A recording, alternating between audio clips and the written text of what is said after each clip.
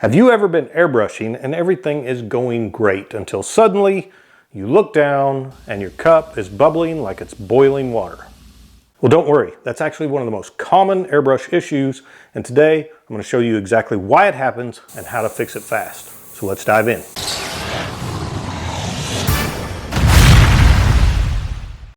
All right, so if your airbrush is bubbling either in the gravity feed cup or even the suction fed bottle, here's a simple truth. You almost always have a vacuum leak somewhere in the system, and that leak is allowing air to travel backwards through your airbrush. Air is entering the paint channel, and that should never happen in order for the brush to work correctly. Air should only move in one direction. It should come from the compressor through your air hose into the airbrush body and straight out the front of the nozzle. If it's going backwards into your paint cup, something is either broken, loose, or clogged. And if there's any gap in the paint system, trust me, air is going to find it. You might even hear it before you see it. Sometimes a vacuum leak shows up as a weird pulsating or a sputtering sound when you're spraying. So what can actually cause bubbles in your airbrush cup? The number one cause, and definitely the easiest fix, is a loose nozzle or a nozzle cap. If the nozzle isn't sealed perfectly, air will find even the tiniest gap and push itself backwards into the paint cup or the paint jar. Just be very careful here. Every part up front is very small and they're all delicate. Finger tight is usually all you need. Don't crank down on it where you can crack the nozzle without even realizing it, or strip out the threads, which is also easy to do. The next thing on the list to check is a cracked or a damaged fluid nozzle. Most of the time you're not going to be able to see this with the naked eye. These nozzles are incredibly tiny. I really recommend picking up an inexpensive jeweler's loupe or a magnifier so that you can properly inspect these very small parts. A split or a damaged nozzle means the seal around your needle is no longer perfect, and the moment that seal is compromised, air will find that flaw and travel backward into the paint cup. Another very common cause is dried paint stuck inside the fluid nozzle. Over time, paint buildup is inevitable. When the buildup gets to the point where the needle can't seat against the fluid nozzle anymore, you guessed it, you get a vacuum leak. The next part to inspect is your needle tip. A bent needle, if it's bent sufficient enough, can also create a vacuum leak because it won't allow the tip of the needle to seal with the fluid nozzle. Even on camera, you're not going to be able to see if there's any damage to the tip of that needle if it's just barely bent. So based on my own experience, when I bend an airbrush needle, it's generally because I've inadvertently ran the needle into the substrate that I'm painting, because I choose to paint without the needle protector cap on my airbrushes. It's part of it. I understand that that can happen, and it does every so often because I'm not paying attention. Generally speaking, when I do that, the tip of the needle is bent very, very slightly. The only way that I will actually notice that the tip of the needle is bent is the performance of the brush. Generally, that doesn't create damage on the fluid nozzle itself. Dropping the airbrush accidentally, on the other hand, almost always obliterates not only the tip of the needle, but also your fluid nozzle.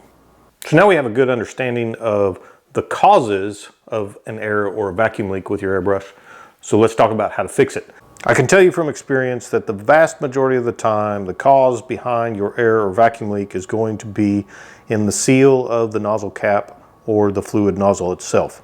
You're not always going to seal a leak just by hand tightening these parts. So we need to remove the airbrush needle, the nozzle cap, and the nozzle in order to seal that up anyway, so we might as well go ahead and inspect the other parts as well. If you have a bent airbrush needle, but it's not bent that bad, there are options for straightening your needle. The Sharpenair is one that I've read really good reviews on. I have zero experience with straightening airbrush needles, and the main reason is because there are different tapers on your airbrush needles. And the tapers, there's usually more than one, are generally proprietary to the manufacturer. They're not going to tell you specifically what their tapers are.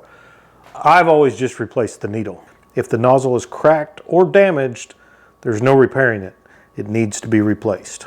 If you have a buildup of dried paint within your fluid nozzle, it's relatively easy to clean.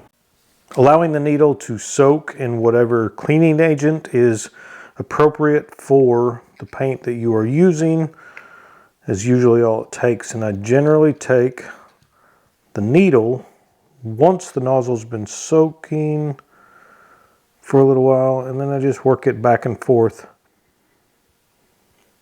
gently. You don't want to bend your needle at the tip of the nozzle. And generally, when there is a considerable buildup of paint within the nozzle, this will push it out once it's been softened by your cleaning agent. This nozzle is not dirty. I just wanted to demonstrate. So once you've inspected all of those parts, you haven't found anything wrong, your needle is in good shape, your fluid nozzle is in good shape, it's clean, then you pretty much narrowed the issue down to the actual seal between either the fluid nozzle or the fluid nozzle cap. So in order to create a better seal, we need to add another product. And the way that I fix that is with beeswax. What I'll do is I will take a very small amount using the blunt end of my airbrush needle, grab my glasses, and I'm going to spread a little bit of beeswax around this Teflon seal on the back of this H&S Infinity nozzle. I'm going to insert the nozzle into the nozzle cap.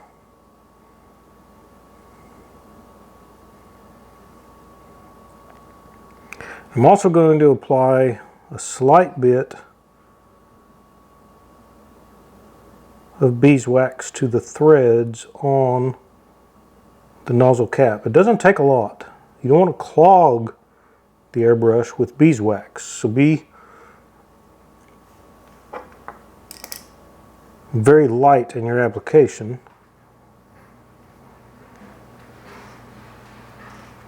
And I'm going to screw the nozzle back on, again, hand tight. I'll then wipe off the excess beeswax on the blunt end of the needle, and I can reinstall it.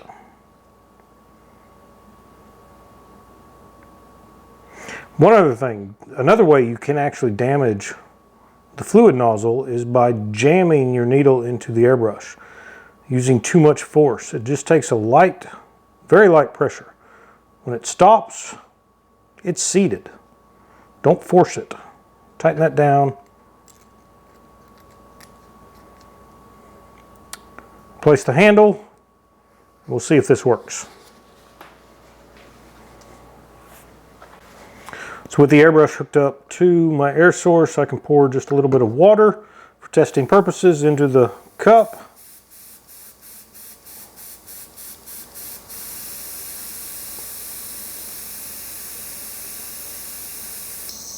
And it's working perfectly. The beeswax works. It's worked every time I've ever used it to seal up an airbrush. I've seen others that will actually lightly heat the beeswax using a lighter or some other heating method. I've never found it necessary to do that, but if you have a really stubborn leak, that could be an alternative option to help you get by. One last tip is I will always recommend that you use plain water to test a new airbrush, just in case it has a vacuum leak from the factory. This Infinity, for example, it was bubbling out of the airbrush cup when it was brand new, straight out of the box. It is what it is, but water makes a lot less of a mess compared to paint bubbling up over your airbrush gravity feed cup. I hope all of that makes sense. I hope you got something out of this. If you did, remember to like, subscribe, and share. I'm Trevor with Wicked Art Studio. I will see you next time.